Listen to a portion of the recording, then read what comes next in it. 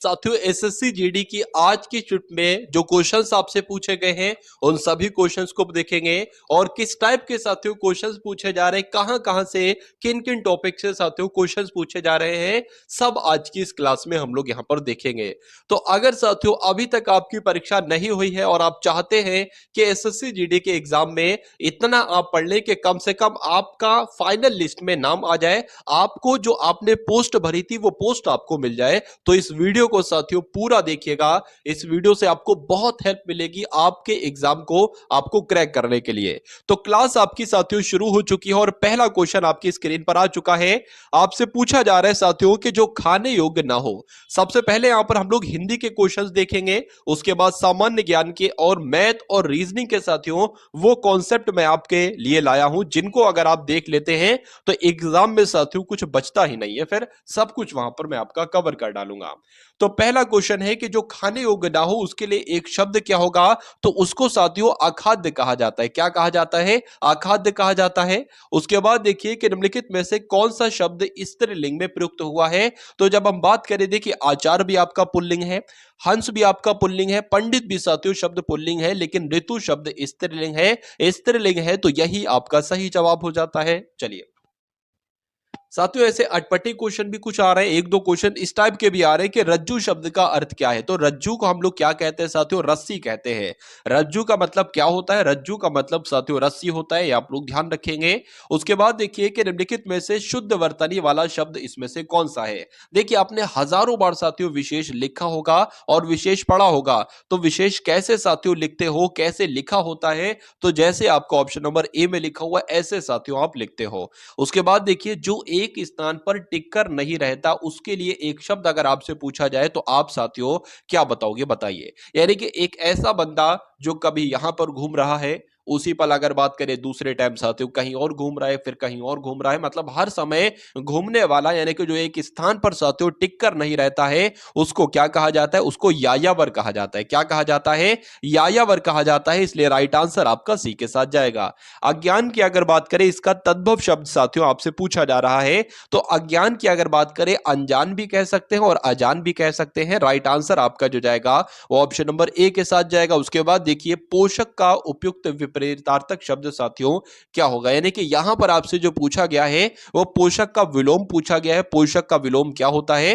पोषक का विलोम साथियों शोषक होता है। राइट आंसर आपका सी के साथ जाएगा। दीर्घायु का विलोम अगर आपसे पूछ लिया जाए तो बताने की कोशिश करेंगे क्या इस क्वेश्चन का सही जवाब होगा। तो दीर्घायु का विलोम साथियों अल्प आयु होता है। देखिए दीर्घ का विलोम होता है अल्प और आयु लगा है तो साथ में आयु भी लगा दीजिए। उसके बाद देखिए कि तनु और तनु दो शब्द यहां पर है, बस फर्क साथियों इतना है, मात्राओं का फर्क है। पहले वाले में छोटे ऊ की मात्रा लगी है और बाद वाले में साथियों बड़े ऊ की मात्रा लगी है। तो इसकी अगर बात करें साथियों छोटे ऊ वाले की, यानी कि इस तनु का मतलब जो होता है वो पतला होता है और इस तनु का मतलब क्या होता है साथियों? शरीर होता है। तो राइट आंसर आपका जो जाएगा वो ऑप्शन नंबर सी के साथ जाएगा। चलिए अब उसके बाद देखिए कि हस्व स्वर का उदाहरण इसमें से कौन सा है। देखिए आपने बचपन में साथियों स्वर भी पढ़े होंगे, व्यंजन भी पढ़े होंगे, लेकिन ये हस्व स्वर क्या होते हैं? जिसमें भी साथियों छोटे आ की मात्रा लग रही है, यानी कि छोटे आ की मात्रा लग रही है, छोटी ई की मात्रा, छोटे ऊ की मात्रा, वही आपके साथियों हस्व स्वर होते हैं। अगर दीर्घ स्वर की बात करें तो बड़ा आ हो जाएगा, बड़ी ई हो जाएगा, बड़ा ऊ हो जाएगा, ये आपको ध्यान रखना है। अगर बात करें हस्व स्वर को साथियों अल्प स्वर भी कहा जाता है और अल्प स्वरों की संख्या 4 होती है और हस्व स्वरों की भी संख्या 4 होती है, छोटा आ, छोटी ई, छोटा ऊ और ऋण। उसके बाद देखिए अगले नंबर का क्वेश्चन आपकी स्क्रीन पर है। ढीठ शब्द का तत्सम क्या होता है? देखिए ढीठ शब्द आपने बहुत सुना होगा, ये बहुत ढीठ लड़का है, बहुत ढीठ बच्चा है। तो ढीठ तो साथियों एक तद्भव शब्द है, इसका तत्सम शब्द क्या होगा? इसको तत्सम में साथियों हम लोग धृष्ट कहेंगे। क्या कहेंगे? धृष्ट कहेंगे, ये आप लोग ध्यान रखेंगे। उसके बाद देखिए कि निम्नलिखित में से कौन सा शब्द तत्सम नहीं है, यानी कि कौन सा शब्द साथियों तद्भव। देखिए अगर बात करें दृग भी आपका तत्सम है, नेत्र भी आपका तत्सम है और नयन भी आपका तत्सम है, लेकिन आंख की अगर बात करें ये साथियों तत्सम नहीं है, ये तद्भव शब्द है। तो आंसर अगर आपका भी ऑप्शन नंबर ए है तो बिल्कुल करेक्ट है। उसके बाद देखिए प्रसारण का विलोम क्या होता है साथियों? प्रसारण का विलोम क्या होता है?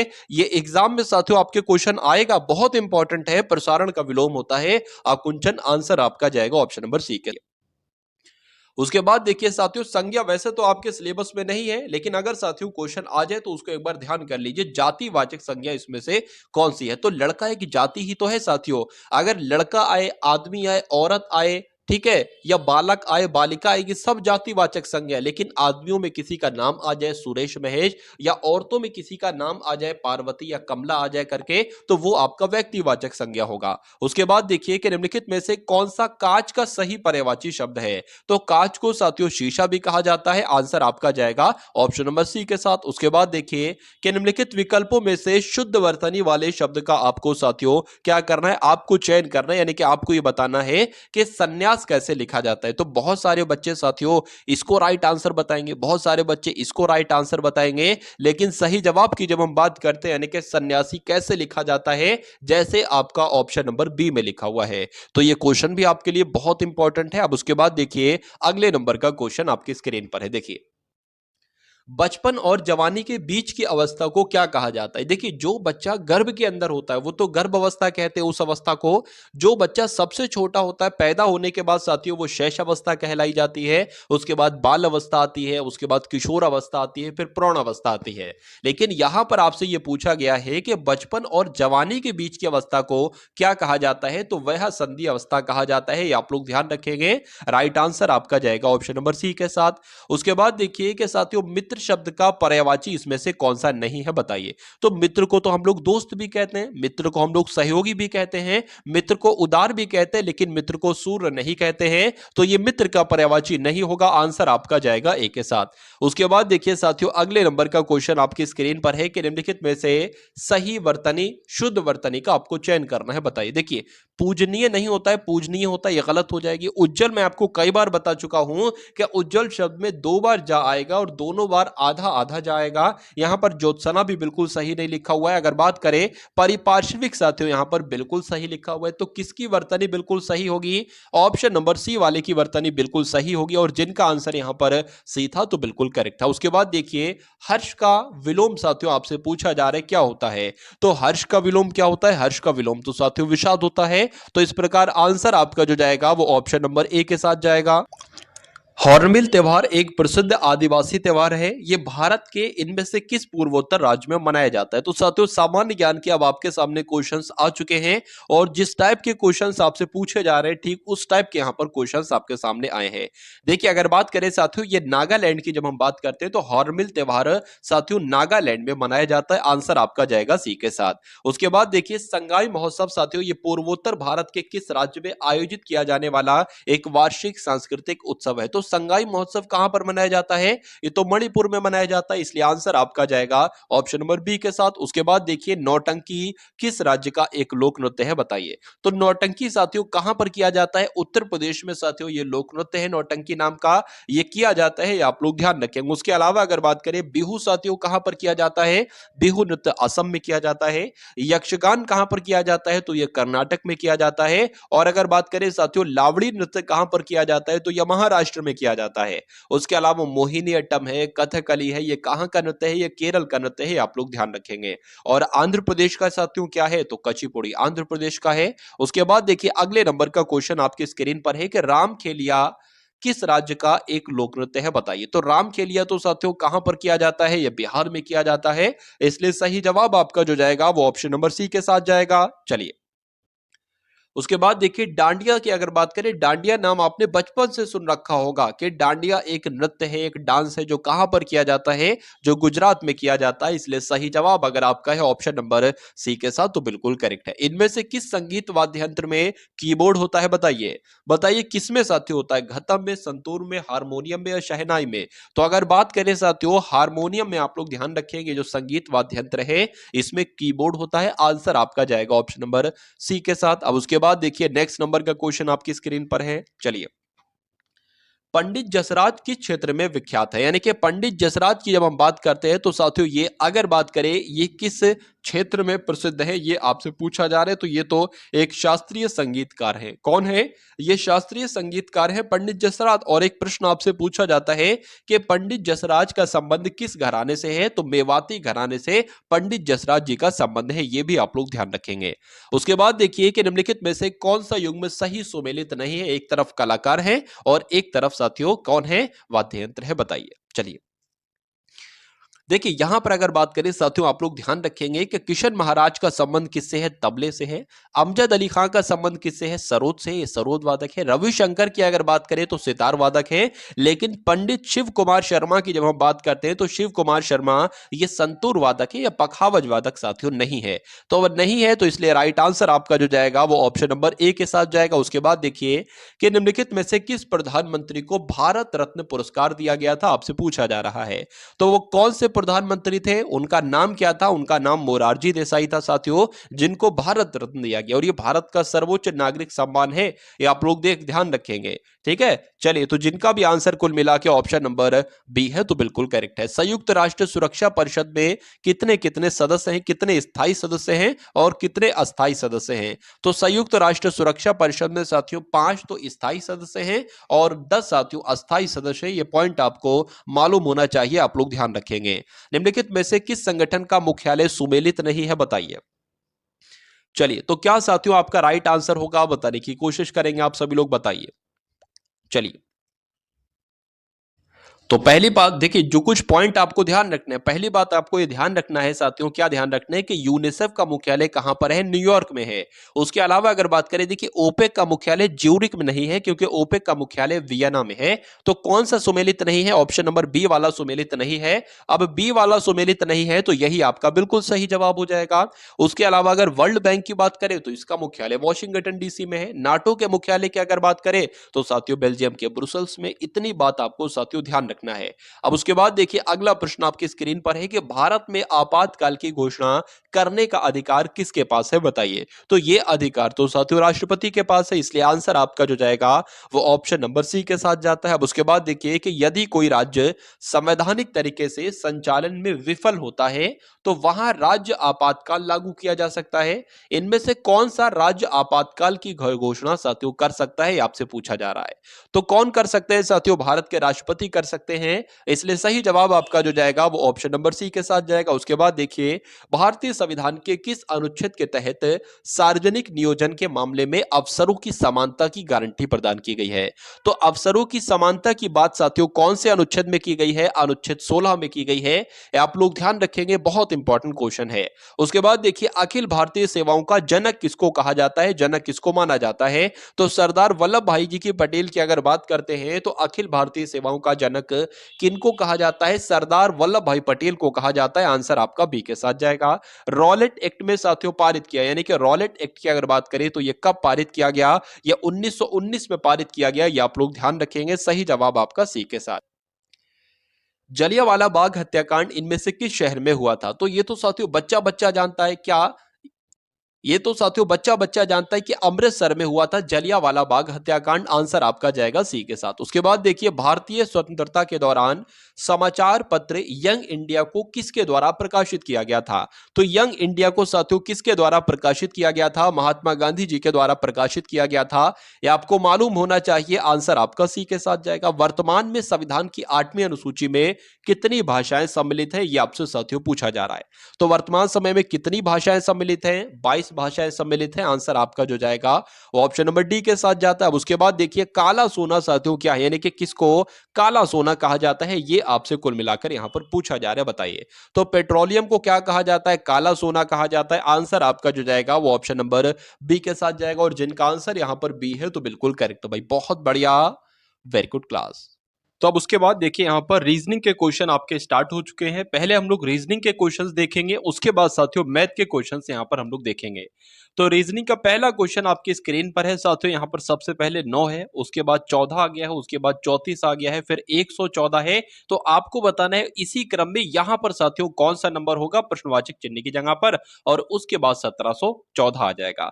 देखिए कभी भी साथियों यहाँ पर अगर बात करें 9 से 14 हुआ है तो हर बच्चा बता देगा कि 9 से 14 हुआ है साथियों, यहाँ पर कितना बड़ा है? 5 बड़ा है, ठीक है।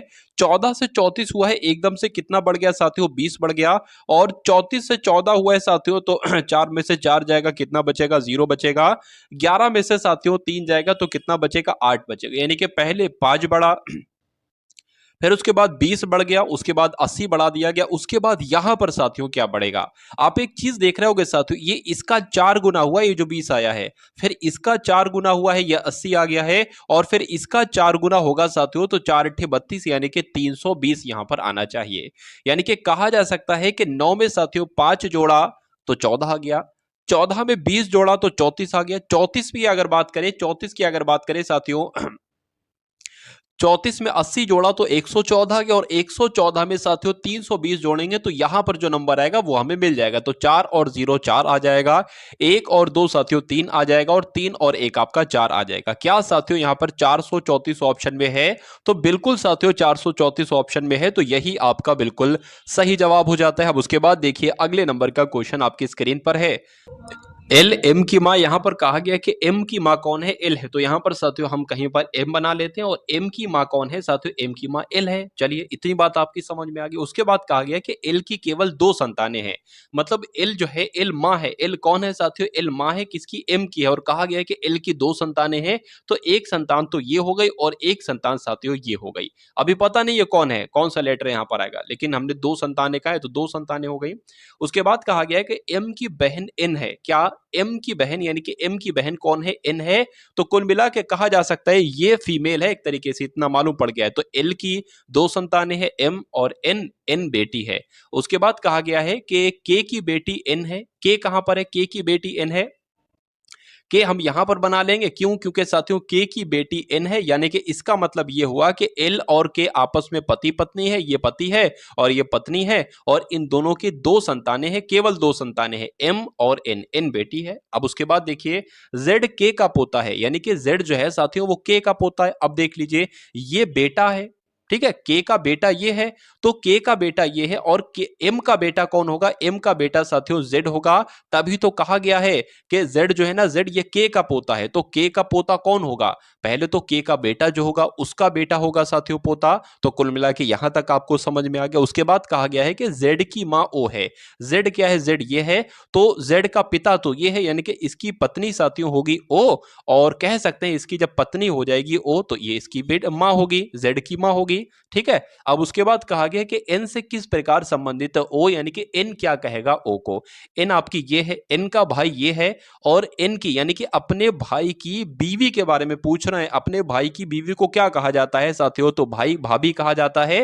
राइट आंसर आपका जो जाएगा वो ऑप्शन नंबर बी के साथ जाएगा। अब उसके बाद देखिए अगले नंबर का क्वेश्चन आपकी स्क्रीन पर है। देखिए इस टाइप के साथियों सवाल को करने के लिए यहां पर आप लोग देख सकते हैं क्या कैसे होगा। तो यहां पर अगर बात करें साथियों, सबसे पहले क्या आप करेंगे कि सबसे पहले लेटर काउंट कर लेंगे, कितने लेटर हैं यहां पर, 1 2 3 4 5 6 7 8 9 10 11 12 13 14 15 16 17 18, तो कुल मिला के साथियों 18 लेटर हैं। अब अगर बात करें या तो 3 का पेयर बनेगा या साथियों 6 का पेयर बनेगा, तो 3 का पेयर एक बार बनाकर देख लीजिए, 1 2 3, यानी कि 3 होगा, 1 2 3 3 हो गए। अब देखिए शुरू में पीई आ रहा है, यहां तो पीई बन जाएगा, लेकिन यहां पर ई है नहीं है, तो ये साथियों आपका तरीका नहीं सही है। तो मैं कह सकता हूं 6 का पेयर बनाकर देख लेते हैं, 6 के जोड़े, 1 2 3 4 5 6, 6 आपका ये हो गया, 1 2 3 4 5 6, 6 आपका ये हो गया, 1 2 3 4 5 6 ये हो गया। अब आप देखिए अंत में पी एल ई आ रहा है, यहां पर एल ई तो है लेकिन पी नहीं है, तो पी हमने यहां पर बना दिया। उसके बाद अगर बात करें बीच में क्या आ रहा है, ओपी आ रहा है, तो ओ तो यहां पर नहीं है लेकिन पी है, तो ओ बना दिया। अब देखिए पूरा हमें मिल गया पीई ओपी एल ई, तो पीई पी है यहां पर, ई बना दो साथियों, ई बना दिया, अब यहां पर ओ बन जाएगा, और यहां पर भी साथियों क्या बन जाएगा, पी बन जाएगा, ई बन जाएगा, और यहां पर क्या बन जाएगा, यहां पर आपका एल और ई बन जाएगा। अब जो आपने अपने पेन से लिखा है ना, उसको साथियों साइड में लिख लीजिए, आपने क्या क्या लिखा है, ओ लिखा है, पी लिखा है, उसके बाद ई लिखा है, ओ लिखा है, फिर पी लिखा है, फिर ई लिखा है, फिर एल लिखा है, फिर ई लिखा है। आप देख लीजिए ये कौन से ऑप्शन में लिखा हुआ है, क्या लिखा हुआ है, O P E O P, O P E O P और पी ई LE। तो ये तो साथियों ऑप्शन नंबर बी में आपको नजर आ रहा होगा, तो यही आपका बिल्कुल सही जवाब हो जाएगा। तो आपको साथियों इसी टाइप से करना है, और कोई अगर कोई मेथड आपको बताता है वो आपको साथियों फॉलो नहीं करना है। ये मेथड सबसे बढ़िया और सबसे जल्दी यहाँ पर आप लोग बता सकते हैं। देखिए यहाँ पर अगर बात करें इस सवाल की, अगर जवाब की बात करें तो ये कैसे होगा ये भी मैं आपको बता रहा हूं। एक कागज का टुकड़ा है, ये क्या हो जाएगा साथियों, ये एक कागज का टुकड़ा है और इस कागज के टुकड़े को यहां पर से मोड़ा जाता है, यानी कि ये वाली साइड इसके ऊपर ला दी जाती है। उसके बाद आपके पास ऐसा कागज आ जाता है। अब उसके बाद साथियों इसको यहां से मोड़ा जाता है और ये वाली साइड यहां पर ला दी जाती है। अब ये आपके पास ऐसी वाली आकृति आ जाती है, ठीक है। तो अब फिर से कागज को यहां से मोड़ा जाता है और ये वाली साइड यहां पर ला दी जाती है। तो अब आपके सामने ये वाली आकृति आ गई होगी। अब एक तो यहां पर ये छेद कर दिया ऐसा और एक यहां पर होल कर दिया ऐसा। तो जब अब इस पूरी आकृति को खोलोगे और इस टाइप की आकृति बनाओगे तो आपको छेद किस टाइप से दिखेंगे ये आपसे पूछा जा रहा है। देखिए जब यहां पर एक ये छेद बना दो और जब इसको यहां से इस पे रखोगे, ये वाली साइड खोलोगे तो एक छेद ऐसे भी बनेगा, यानी कि इधर भी बनेगा और इधर भी बनेगा। और मैं आपको दोबारा से बता देता हूं, देखिए छोटा सा एक छेद यहां पर है तो साथियों यहां पर भी हो जाएगा, यहां पर है ना तो साथियों यहां पर भी आपको वो एक तरीके से कटिंग दिखेगी। अब आप देख लीजिए साथियों, ठीक है। अब जब यहां पर है ना तो वो चीज जब खुलेगी तो यहां पर भी वो चीज दिखेगी और वो चीज साथियों यहां पर भी दिखेगी और वो चीज साथियों यहां पर भी दिखेगी। तो ऐसे चारों में कहां पर आपको दिख रहे हैं, यहां पर तो कोई कटिंग नहीं है तो ये नहीं हो सकता। यहां पर अगर बात करें यहां पर अलग कटिंग है और यहां पर अलग कटिंग है, इसलिए ये नहीं हो सकता। यहां पर भी साथियों यहां पर नहीं कटिंग है, यहां पर आप देख पा रहे हो चारों तरफ कटिंग है, चारों तरफ साथियों यहां पर एक तरीके से कटिंग है। और उसके अलावा अगर बात करें यहां छेद, यहां होल आया है तो यहां पर भी आएगा, यहां पर भी आएगा, यहां पर भी आएगा और यहां पर भी साथियों चार होल आपको दिख पा रहे हैं। तो कुल मिला के आंसर आपका जो जाएगा वो ऑप्शन नंबर बी के साथ जाएगा और जिनका भी आंसर यहां पर ऑप्शन नंबर बी है तो बिल्कुल करेक्ट है। अब उसके बाद देखिए अगले नंबर का साथियों क्वेश्चन आपकी स्क्रीन पर आ चुका है, देखिए और बताइए यहां पर क्या होगा। देखिए यहां पर अगर बात करें अच्छे लेवल का क्वेश्चन है और अच्छा बच्चा साथियों इस टाइप के क्वेश्चन को नहीं कर पाता है, लेकिन बहुत आसानी तरीके से मैं आपको यहां पर साथियों समझाऊंगा और पूरा सवाल बहुत अच्छे से यहां पर हम लोग कर लेंगे। 6 दोस्त हैं यहाँ पर A B C D E F है, एक वृत्त में इसके केंद्र की ओर अभिमुख होकर एक दूसरे के सम्मुख यानी बैठे हैं। तो कुल मिला के साथियों हम ये बना लेंगे कितने लोग हैं, यहाँ पर साथियों 6 लोग हैं। देख लेते हैं 1 2, ठीक है, 3 4 और 5 और 6, ये 6 लोग हैं। कहा गया है कि सी और डी एक दूसरे के निकट बैठे हैं। तो सी और डी देखिए अब हमें एक दूसरे सर्किल की जरूरत होगी, वो क्यों होगी वो मैं आपको बता रहा हूं। यहां पर सबसे पहले कर लीजिए 1 2 आपका 3 4 5 और 6। हमें इसलिए जरूरत है, कहा गया है कि सी और डी एक दूसरे के निकट बैठे हैं। मान लीजिए हमने कहां पर सी बनाया, सी हमने यहां पर बनाया और ई हमने यहां पर बनाया, ई हमने यहां पर बनाया, अंदर को बना रहे नीचे जगह नहीं इसलिए। अब क्या पता, अब देखिए ई के बाएं ओर बैठा है सी, क्या पता साथियों ई के दाएं ओर सी बैठा हो, ठीक है। तो हम वो भी एक तरीके से बना ले रहे हैं, यहां पर ई बन जाएगा, यहां पर आपका सी बन जाएगा। जो भी हमारा सही होगा आगे बढ़ेगा उसको हम लेकर चलेंगे, बाकी एक को कट कर देंगे। तो सी और डी एक दूसरे के निकट बैठे हैं, बी और एफ भी एक दूसरे के निकट बैठे हैं। तो अभी हमें नहीं कह सकते बी एफ कहां पर बैठाना है। उसके बाद कहा गया कि ई ठीक बी के सामने बैठा है, यानी कि अगर ई ये बैठा है तो बी साथियों यहां पर बैठा है। ई अगर यहां पर बैठा है तो बी कहां पर बैठा है, बी यहां पर बैठा है। ये इतनी सी बात कही गई है। उसके बाद कहा गया है कि बी के बाएं बैठा है एफ, बी कहां पर है, बी यहां पर है। बी का बायां किधर होगा, बी का बायां ये होगा और बी के बाएं, बी का बायां आपका किधर होगा साथियों, ये होगा बी का बायां, वे तो दाएं हो जाएगा। तो बी के बाएं ये है और यहां पर एफ बैठा है, बी का बायां ये है, यहां पर एफ बैठा है। उसके बाद देखिए ई और एफ के बीच में कौन बैठा है, तो ई ये हो गया, एफ ये हो गया। अभी और हम ऊपर का जो हमने छोड़ रखा था ना उसको देख लीजिए, सी और डी। अब एक बार दोबारा से पढ़िए, सी और डी एक दूसरे के निकट बैठे हैं। तो सी और क्या लिखा है यहां पर, सी और डी एक दूसरे के निकट बैठे हैं। तो डी तो अभी तक साथियों हम लोगों ने बनाई नहीं। अच्छा इसको हमने छोड़ दिया था, इसलिए छोड़ दिया था शायद कि कहां पर बनाना है। सी और डी एक दूसरे के निकट बैठे हैं तो सी यहां पर बैठा है तो डी यहां पर बैठा होगा। उसके बाद कहा गया कि बी और एफ भी एक दूसरे के निकट बैठे हैं, तो बी और एफ को हमने बैठा दिया था, ऐसा था, ठीक है ना। उसके बाद कहा गया है कि बी और एफ एक दूसरे के निकट बैठे हैं, बिल्कुल निकट बैठे हैं। ई ठीक बी के सामने बैठा है, ई ठीक बी के सामने बैठा है। बी के बाएं बैठा है एफ, बी के बाएं बैठा है एफ। और ई और एफ के बीच में कौन बैठा है, ई ये हो गया, एफ आपका ये हो गया। तो देखिए अब ए से कहां तक था, एफ तक था। ए की अगर बात करें ए ही यहां पर नहीं है, बाकी सब हैं। ए ये हो जाएगा, बी ये हो गया, सी ये हो गया, डी ये हो गया, ई ये हो गया, एफ हो गया। तो ई और एफ के बीच में कौन बैठा है साथियों? ए बैठा है, तो ए आपका बिल्कुल सही जवाब हो जाएगा। तो ए कौन से ऑप्शन में? ऑप्शन नंबर ए में है, तो यही आपका बिल्कुल सही जवाब है भाई। बहुत बढ़िया, वेरी गुड क्लास। दिए गए समीकरण को सही करने के लिए किन दो संख्याओं यानी कि अंकों को नहीं, संख्याओं को आपस में बदला जाना चाहिए, ये आपसे कुल मिला के यहां पर कहा जा रहा है। देखिए और बताइए सही जवाब आपका क्या होगा। यानी कि यहां पर कुल मिला के आपको 53 लाना है, 53 लाना है। तो 8 की जगह पर 14, 14 की जगह पर 8 रख दे तो क्या 53 आ जाएगा? 8 की जगह पर 3, 3 की जगह पर 8 रख दे, ऐसा करना होगा। तो साथियों कुल मिला के हम नीचे से चलेंगे, जल्दी आंसर आपको हो सकता हो मिल जाए, क्योंकि एग्जामिनर ये चाहता है कि बच्चा पहले इसको सॉल्व करेगा, उसका समय जाएगा, इसको सॉल्व करेगा, इसको सॉल्व करेगा, समय जाएगा। तो कुल मिला के इस टाइप के सवालों को नीचे से साथियों आप क्या करेंगे? सॉल्व करेंगे। तो 5 की जगह पर 3 और 3 की जगह पर 5 आपको रखना है। 5 लिखा हुआ है, 5 की जगह पर 3 आ जाएगा, गुणा आ जाएगा, 40 आ जाएगा, भाग अगर बात करें 8 आ जाएगा, और प्लस 3 लिखा हुआ है, 3 की जगह पर 5 आ जाएगा, तो साथियों माइनस यहां पर 14 आ जाएगा। अब क्या इसको कैलकुलेट करने के बाद यहां पर 53 आ सकता है? अगर आ सकता है तो यही आपका सही जवाब हो जाएगा। देखिए 8 कम 8, 8 पंजे 40 हो जाएगा, 5 3 आपका 15 हो जाएगा, और 5 प्लस साथियों ये आपका 20 हो जाएगा। 20 माइनस 14 कैसे 53 हो सकता है? तो ये साथियों फ्लॉप हो गया, ये आपको ऑप्शन कट जाएगा। अब ऑप्शन नंबर सी को यहां पर फॉलो करके देखते हैं, तो क्या लिखा हुआ है? 5 की जगह पर 8 और 8 की जगह पर 5 आपको लिखना है।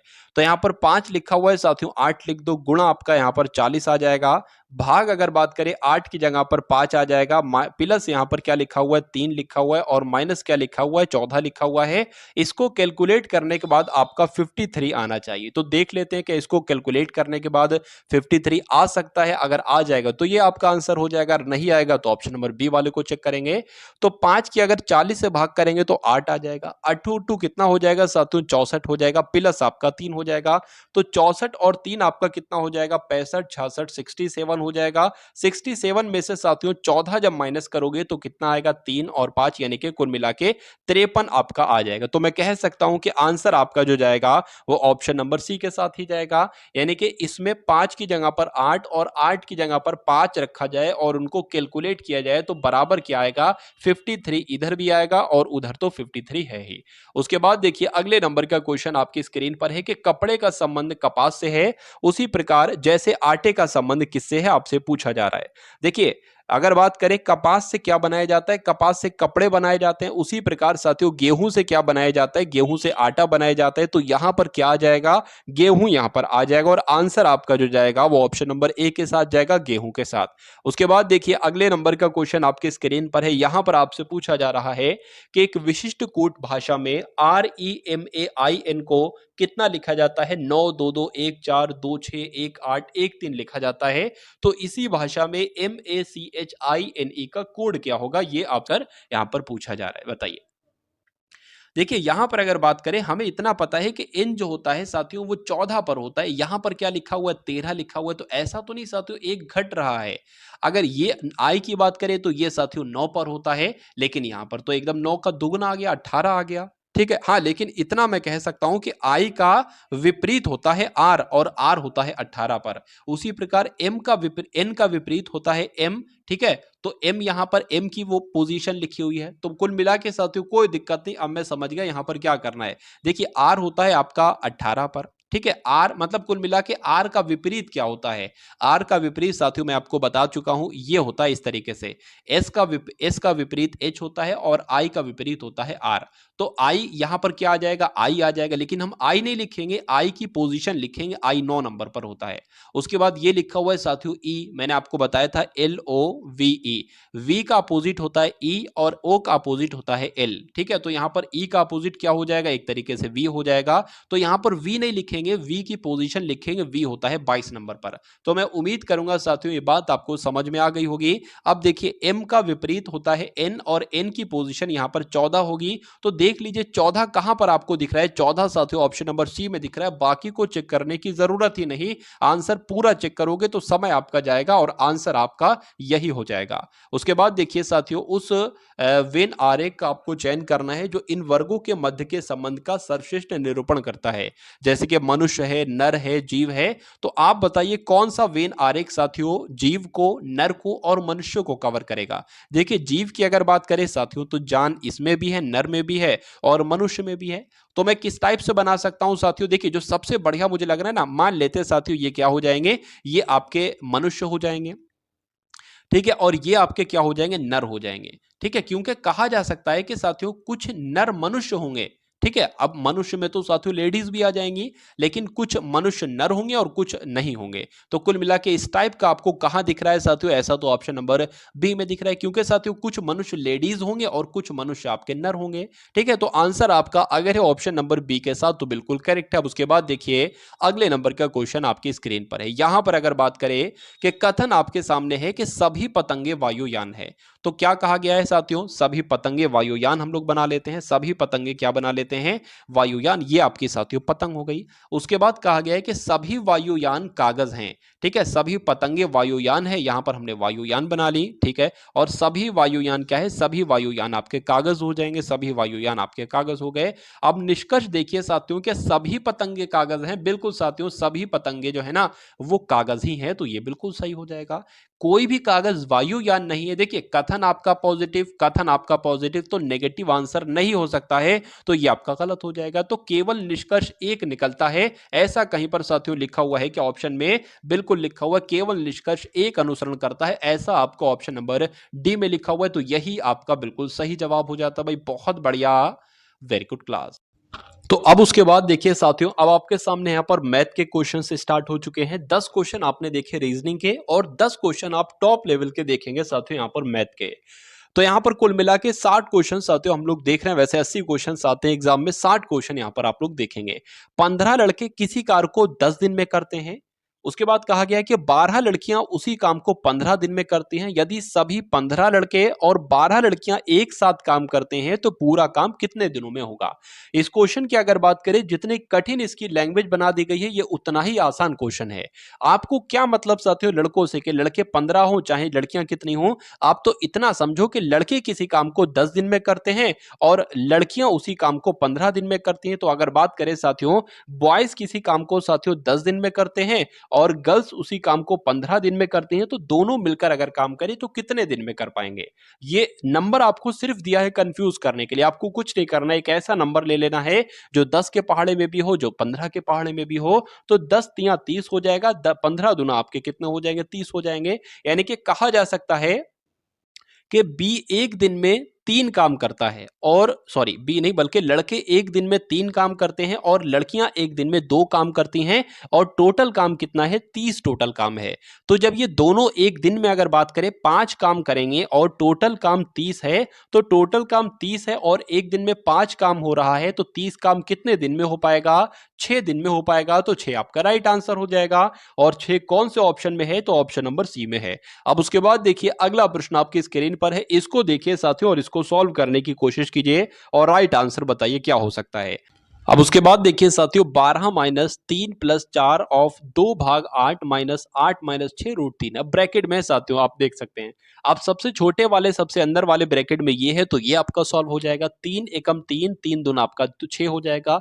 8 में से 2 जाएगा, कितना बचेगा, 6 बचेगा। यानी कि इस पूरे की जगह पर हम क्या लिख सकते हैं, 6 लिख सकते हैं। उसके बाद माइनस लगा है, माइनस लगा लीजिए।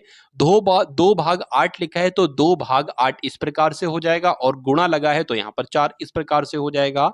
4 एकम 4, 4 दूना आपका 8 हो जाएगा, और 2 से ये 2 कैंसिल आपका हो जाएगा। तो कुल मिला के साथियों यहां पर अगर बात करें क्या बचेगा, यहां पर आपका साथियों 1 बचेगा, ठीक है।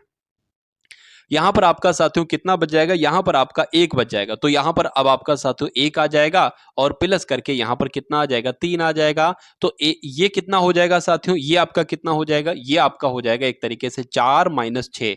तो 4 माइनस 6 साथियों कितना होता है, एक तरीके से माइनस का आपका 2 हो जाएगा, ठीक है। माइनस का यहां पर अब आपका 2 आ गया, और अब ये सारी चीजें आपने सॉल्व कर ली हैं, ठीक है। माइनस का आपका 2 आ जाएगा। अब देखिए यहाँ पर ये 12 हमने यहाँ पर लिखा और माइनस है, और ये आपका क्या माइनस का एक तरीके से 2 है, तो माइनस माइनस आपका प्लस हो जाएगा, यानी कि 12 प्लस 2 बराबर कितना हो जाएगा, 14 हो जाएगा, और 14 ही आपका बिल्कुल सही जवाब हो जाएगा। तो जिनका भी आंसर यहाँ पर ऑप्शन नंबर बी है तो बिल्कुल करेक्ट है। अब उसके बाद देखिए अगले नंबर का क्वेश्चन आपकी स्क्रीन पर है, देखिए और बताइए सही जवाब आपका क्या होगा। तो सॉल्व कीजिए, उसके बाद इसको, उसके बाद इसको। तो सबसे पहले इसको सॉल्व कर लेते हैं। देखिए यहाँ पर क्या लिखा हुआ है, 1/4 लिखा हुआ है, तो यहाँ पर सादा सादा साथियों 1/4 आ जाएगा। गुणा लगा हुआ है, गुणा यहाँ पर आ जाएगा, और 3/4 लिखा है तो 3 यहाँ पर 4 आ जाएगा।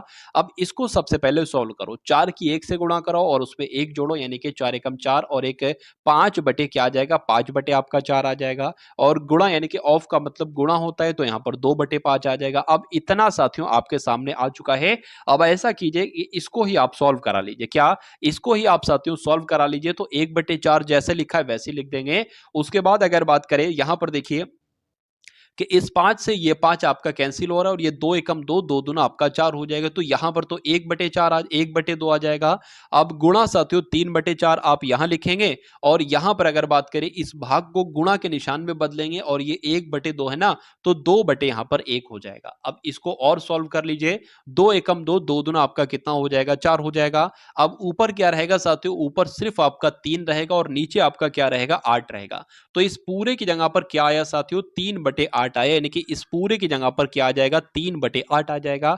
अब साथियों इसको सॉल्व आप कर लो। क्या, अब इसको सॉल्व कर लो। इसको कैसे करोगे, तो 3/4 है तो 3/4 लिख लिया, भाग लगा हुआ है तो साथियों देखिए 3 एकम 3 और 2 कितना हो जाएगा, 5/3 आ जाएगा। लेकिन गुणा लगाओगे 5/3 नहीं लिखोगे, या एक काम कीजिए, ऑफ लगा हुआ है ना, यहां पर कर लेते हैं।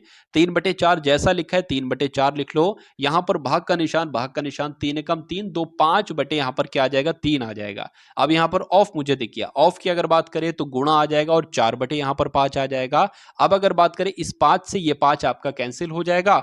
अब अगर बात करें देखिए, अब आपके सामने क्या आ गया, 3/4 भाग आ गया ना, तो इसको गुणा में कर लो, और ये 4/3 है तो 3 यहां पर 4 आ जाएगा। अब अगर बात करें, अब यहां पर साथियों क्या आ जाएगा, 3 तिया 9/16 आ जाएगा।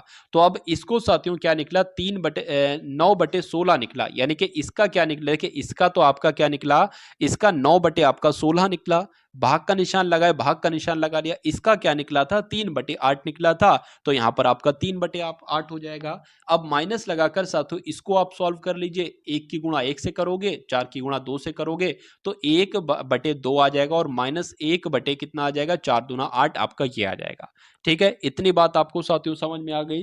अब इसको कैलकुलेट कर लेते, इसको भी ऐसा करो, 8 बना लो। इसको 8 बनाने के लिए 4 से गुणा कराओगे, तो इसमें भी 4 से गुणा कराओगे। अब नीचे भी 8 है, यहां भी 8 है, यहां भी 8 है, तो साथियों 8 हो जाएगा। 4 में से 1 जाएगा ना, 4 में से 1 जाएगा, 3 बचेगा, तो यहां पर क्या आ जाएगा, आपका 3/8 यहां पर आ जाएगा। चलिए, 3/8 आपका ये लिखा हुआ है, ठीक है, 3/8 का ये लिखा हुआ है, ये भाग का निशान है, इसको गुणा में कर लीजिए, और इसकी साथ उल्टा पलटी कर दीजिए। 9/16 लिखा था तो 16/9 हो जाएगा। तो 3/8 जैसा ये लिखा था इसको वैसे लिखने दो। अब यहां पर है 8 एकम 8 और 8 दूना 16, यहां पर है 3 एकम 3, 3 दूना आपका 3 3 आपका 9 हो जाएगा। तो अब आपके पास क्या आया, 2/3 आया, माइनस 3/8 आया। तो अब ये साथियों आपके सामने आ रहे, इसको एक बार कैलकुलेट करा लीजिए, और आंसर आपका आपके सामने आ जाएगा। 8 दूना आपका 16 हो जाएगा, 3 3 आपका 9 हो जाएगा, 8 3 24 हो जाएगा। चलिए, तो 16 में से साथियों 9 जाएगा तो कितना बचेगा, 7/24 बचेगा, और यही आपका बिल्कुल सही जवाब हो जाएगा। और 7/14, 60/24, 7/24 कहां पर लिखा हुआ है, तो ऑप्शन नंबर सी में लिखा हुआ है, तो यही आपका बिल्कुल सही जवाब हो जाता है। किसी सेल में इत्र विक्रय मूल्य पर 25% की छूट के साथ उपलब्ध है, यानी कि इत्र को जो बेचा जाता है ना, इसको 25% की छूट पर बेचा जाता है। अगर इसका दाम साथियों 100 रुपए है तो इसको 25% छूट यानी कि 75% में इसको बेचा जाता है, ये कहा गया है। यदि सेल में इत्र का मूल्य यानी कि जब 75% में उसको बेचा जाता है 25% की छूट देने के बाद, तो वो कितने का बेचा जाता है, 6873 का बेचा जाता है, 6873 का बेचा जाता है। तो इत्र का मूल विक्रय रूप क्या होगा, यानी कि अगर छूट ना दी जाए 100% में बेचा जाए तो उसका मूल्य क्या होगा। तो साथियों 75% की वैल्यू 6873 है, आप किसकी निकालो, आप 100% की वैल्यू निकालो। तो 75 यहां पर आ जाएगा, 100 की गुणा कर दीजिए, 100% आपको निकालना है, ये आपका 4 आ जाएगा, ये आपका 3 आ जाएगा। इसको कट करें, 3 दूना आपका साथियों 6 हो जाएगा, 3 दूना आपका 6 हो जाएगा, या आपका 3 नीम 27 हो जाएगा, यहाँ पर 3 एकम 3 आ जाएगा। तो अब आपके पास साथियों 2291 बचा है और यहाँ पर 4 से इसकी गुणा कर दीजिए, 4 एकम 4 हो जाएगा, 4 नीम आपका 36 हो जाएगा, 4 दूना 8 और 11 आपका ये हो जाएगा, यहाँ पर आपका 9 आ जाएगा। तो 9164 आपका आंसर जाएगा, जो कि ऑप्शन नंबर सी में, और यही आपका बिल्कुल सही जवाब हो जाता है। उसके बाद देखिए अगले नंबर का क्वेश्चन आपकी स्क्रीन पर है, देखिए और बताइए साथियों सही जवाब यहां पर आपका क्या होगा। यहां पर लिखा हुआ है कि अमन अपनी आय का 74% खर्च करता है। यदि उसका व्यय 30% बढ़ जाए और बचत 25% बढ़ जाए तो उसकी आय में कितने प्रतिशत की वृद्धि होगी। देखिए यहां पर तीन चीजों की बात की गई है। यहां पर एक तो साथियों आय की बात की गई है, उसके बाद यहां पर साथियों खर्च की बात की गई है, और यहां पर साथियों बचत की एक तरीके से बात की गई है। तीन चीजों की यहां पर बात की गई है। कहा गया है कि अमन की आय का 74% वो खर्च कर देता है।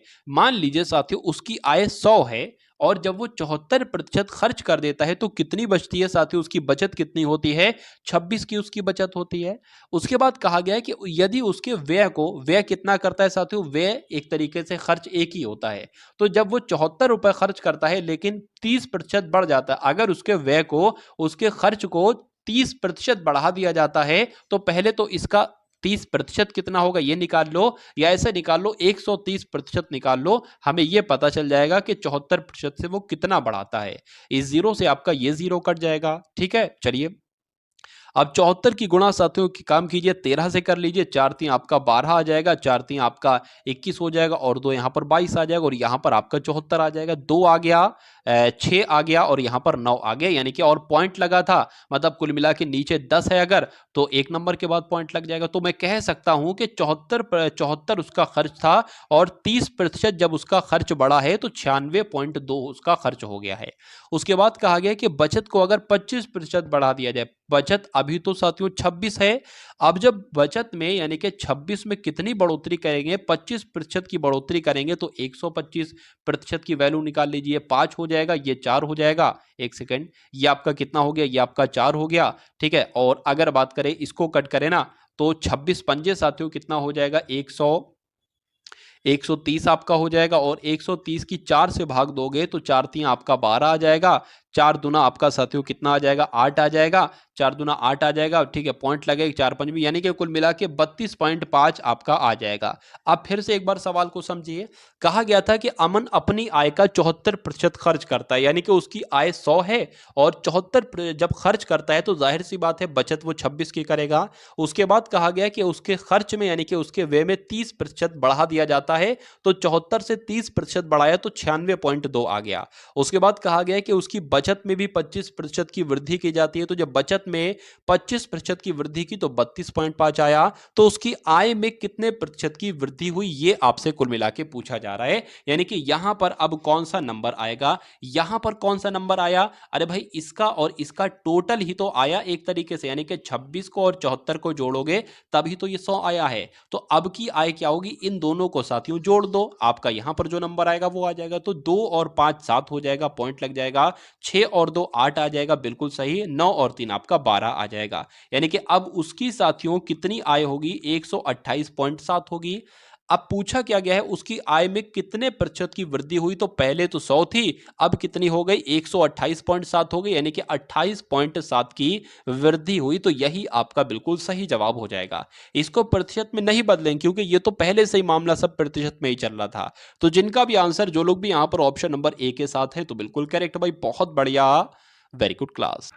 एक वर्ष पूर्व ए और बी की आयु कितनी थी साथियों, 4:3 थी, यानी कि ए की आयु अगर 4 थी तो बी की आयु कितनी थी, 3 थी। एक वर्ष पहले की बात चल रही है, यानी कि ए की आयु हो सकता हो 40 हो तो बी की आयु 30 हो। उसके बाद कहा गया कि अब से 7 वर्ष पश्चात, यानी कि 7 वर्ष के बाद उनकी आयु का अनुपात कितना हो जाता है, 9:7 हो जाता है। तो बी की वर्तमान आयु कितनी होगी, ये आपसे पूछी जा रही। तो ए की वर्तमान आयु भी बता देंगे और बी की वर्तमान आयु भी बता देंगे।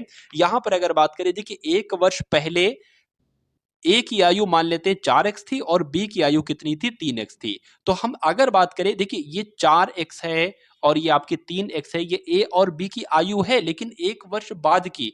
तो एक वर्ष अगर हम इसमें जोड़ देते हैं तो ये क्या बन जाएगी, ये वर्तमान टाइम की साथियों उम्र एक तरीके से बन जाएगी। ठीक है ना। वर्तमान आयु यहां पर बन जाएगी। और यहां पर कहा गया है कि 7 वर्ष के बाद ए की आयु कितनी हो जाती, 9 हो जाती। तो हम ये नहीं कर सकते कि इसमें 7 और जोड़ दे और इसका ये अनुपात बराबर हो जाए, कोई दिक्कत नहीं है साथियों, 7 इसमें भी जोड़ना पड़ेगा। देखिए अभी ये 1 वर्ष पहले की उम्र थी, तो ये जब इसमें 1 जोड़ देंगे तो ये वर्तमान समय की उम्र निकल आएगी। हमें जो अनुपात दिया गया उसके बराबर हमें करना है ना, और ये अनुपात 7 वर्ष बाद का है, तो इसमें भी हमें 7 वर्ष ही तो जोड़ना पड़ेगा, तभी तो ये दोनों बराबर हो पाएगी, वरना बराबर कहे कैसे सकते हैं। तो अब यहां पर अगर बात करें, देखिए 4x आपका प्लस 7 और 1 आपका 8 हो जाएगा। उसके बाद अगर बात करें 3x प्लस आपका यहां पर 8 हो जाएगा, बराबर यहां पर क्या हो जाएगा, 9 बटे यहां पर 7 हो जाएगा। अब इसको कैलकुलेट करा लीजिए, 7 की 4 से करोगे साथियों तो कितना निकल कर आएगा आपका 28x आ जाएगा, प्लस 7 अट्ठे कितने हो जाएंगे, 56 हो जाएंगे, 9 3 आपका 27x हो जाएगा, प्लस 9 अट्ठे आपके 72 हो जाएंगे। अब देखिए 28x आपका ये लिखा हुआ है, माइनस का 27x आ जाएगा, प्लस के ये प्लस का है ना, बराबर के इधर आएगा तो ये हो जाएगा, और 72 माइनस कितना हो जाएगा, 56 हो जाएगा। यानी कि x बराबर साथियों आपका क्या निकलेगा, एक तरीके से अगर बात करें तो देख लीजिए, 12 में से 6 जाएगा तो 6 बचेगा, 6 में से 5 जाएगा 1 बचेगा, यानी कि x की वैल्यू अब हमको क्या चल गई, मालूम पड़ गई। चलिए अब यहां पर अगर बात करें, देखिए किसकी पूछी गई थी, बी की वर्तमान पूछी गई थी। जब बी की अगर बात करें, ये तो 1 साल पहले की उम्र है, तो 1 साल पहले की उम्र है, इसमें 1 जोड़ दोगे ये आपकी वर्तमान उम्र में पता चल जाएगी। तो 3x की अगर बात करें, यानी कि 16x प्लस 1 ये क्या होगा, ये बी की वर्तमान आयु हो जाएगी। तो 16 3 आपका कितना हो जाएगा, 32, 16 3 आपका कितना हो जाएगा, 48 हो जाएगा, 48 और 1 आपका 49 हो जाएगा। तो ये तो बी की उम्र निकलेगी। अगर आपसे ए की उम्र पूछता ना, तो ए की उम्र भी साथियों बतला देते हैं। ए की अगर बात करें, 4x प्लस 1 है, यानी कि 16 चौक आपका 64, 64 और आपका 1 65 हो जाएगा। तो कुल मिला के आंसर आपका जो जाएगा वो ऑप्शन नंबर ए यानी कि 49 के साथ जाएगा। उसके बाद देखिए अगला प्रश्न आपकी स्क्रीन पर है, बताइए। यहां पर कहा गया है कि 846 में एक गिटार को बेचने पर राखी को 6% की हानि होती है। देखिए यहां पर कहा गया 6% की हानि होती है, यानी कि वो गिटार साथियों 94% में बेची गई है, और 94% की वैल्यू क्या दे रखी है, 846 दे रखी है। तो अगर 8% का लाभ प्राप्त करना हो तो गिटार को कितने रुपए में बेचा जाना चाहिए। तो मैं कह सकता हूं साथियों 846 94%, ये 1% की वैल्यू आपकी निकल आएगी। इसको क्या निकालना है, एक 8% का लाभ चाहिए ना, तो इसको 108% में बेचो। कितने रुपए में बेचो, 108 यहां पर कुल मिलाकर आ जाएगा। ठीक है ना, क्या आ जाएगा साथियों, 108 यहां पर कुल मिलाकर आ जाएगा। अब इसको कैलकुलेट करा लो और आंसर आपका आपके सामने आ जाएगा। अगर बात करें 2 से यहां पर साथियों 54 आ जाएगा, 2 से इसको करेंगे, 2 चौक आपका 8, 2 सत्ते आपका 14 हो जाएगा। ठीक है, अब अगर यहां पर अगर बात करें साथियों, इसको अब ये कैसे कट करें, देखिए यह एक काम ये भी कर सकते हो कि 54 की गुणा 846 से करा लो। तो 54 की गुणा साथियों, 54 की गुणा किससे करा देते हैं, 846 से करा देते हैं। 6 चौक आपका 24 हो जाएगा, 4 चौक 16 और 18 हो जाएगा, 4 अट्ठे 32 और 1 साथियों 33 आपका हो जाएगा। 5 छंग आपके 30 हो जाएंगे, 5 चौक 20 आपका 23 हो जाएगा, 2 लग जाएगा, 8 पंच 40 और 2 आपके 42 हो जाएंगे। तो अगर बात करें 4 आ जाएगा, 8 आ जाएगा, 6 आ जाएगा, 5 आ जाएगा, 4 आ जाएगा। तो अब अगर यहां पर बात करें 45,684 की भाग आपको देना है साथियों, किससे देना है, 47 से देना है। देखिए अगर ये 47 होता ना तो इसको डायरेक्ट हम 10 से काट देते, यानी कि यहां कहीं पर 10 आ जाता, लेकिन अब अगर बात करें इसको साथियों 9 से काटना होगा। तो जब इसको 9 से काटना होगा तो देख लेते हैं 47 नीम कितने होते हैं। 47 नीम कितने होते हैं साथियों, 7 नीम आपका 63 हो जाएगा, 4 नीम आपका 36 हो जाएगा, 36 और 6 आपका 42 हो जाएगा। तो मैं कह सकता हूं 423 आपका आ जाएगा, 423 आपका आ जाएगा, यानी कि 47 से कम 47, इसको करेंगे तो 400 आपका 23 आ जाएगा। यहां पर अगर बात करें कितना बचेगा, 6 में से 3 जाएगा, ये 84 बचे हैं इधर के, 6 में से 3 जाएगा, यहां पर 3 आ जाएगा, और 5 45 में से 42 जाएगा तो साथियों 3 बचेगा। अब 47 की गुणा किससे करें, यहां पर देखिए 9 आ गया है, हो सकता है ये वाला 9 हो। अब 47 की गुणा किससे करें साथियों के आपका इतना के आसपास आ जाए। तो 47 की गुणा एक बार 7 से करके देखिए, ठीक है ना, 7 से करके देखेंगे तो साथियों 7 सत्ते आपका 49 हो जाएगा, 7 चौक 28 और आपका 32 हो जाएगा। बिल्कुल सही साथियों, ये 329 आए ना, 32 है, तो कुल मिला के 7 आपका सही रहेगा। तो 9 और 7 कौन से ऑप्शन में है, तो 9 और 7 आपका ऑप्शन नंबर बी में है, तो यही आपका राइट आंसर हो जाएगा। और अगर आगे बढ़ा के कट करोगे तो 2 बार में भी 1 बार जाएगा, तो आंसर जिनका भी यहां पर बी है तो बिल्कुल करेक्ट। अब उसके बाद देखिए अगले नंबर का साथियों क्वेश्चन आपकी स्क्रीन पर है, देखिए और बताइए सही जवाब आपका क्या होगा कि 7%, 12%, 5% की 3 क्रमिक छूट दी गई हैं, तो उनके समतुल्य एकल छूट साथियों कितनी होगी। कभी भी इस टाइप से क्वेश्चन आ जाए तो आपको कुछ नहीं करना है साथियों, आपको क्या करना है मैं आपको यहां पर बतला देता हूं। देखिए 100 माइनस 100, अब यहां पर छूटे लिख दीजिए। 100 माइनस 100 तो लिखना है, 7% की छूट दी गई यानी कि उसको कितने में बेचा गया, 93% में बेचा गया, यानी कि 93/100। उसके बाद साथियों गुणा आ जाएगा, 12% की अगर बात करें छूट दी गई यानी कि 88 बटे कितना आ जाएगा, 88/100 आ जाएगा।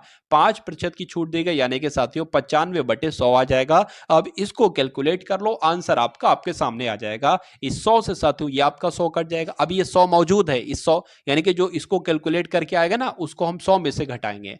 अब अगर ये तो 100 कट गया, इसकी अगर बात करें यहां पर 19 आ जाएगा और यहां पर कितना आ जाएगा साथियों, एक तरीके से 20 आ जाएगा। अब अगर इसको कट करें साथियों, ये आपका क्या है, ये आपका 19 है, ध्यान रखना। इसको 2 से कट करें 10 आ जाएगा और ये क्या आ जाएगा, 2 चौक 8, 2 चौक 8 आपका आ जाएगा। ठीक है, अब नीचे आपका क्या है, नीचे आपका साथियों 1000 है, याद रखिएगा। नीचे आपका 1000 है और ऊपर आपका क्या है, 93 है, 44 है और साथियों 19 है यहां पर।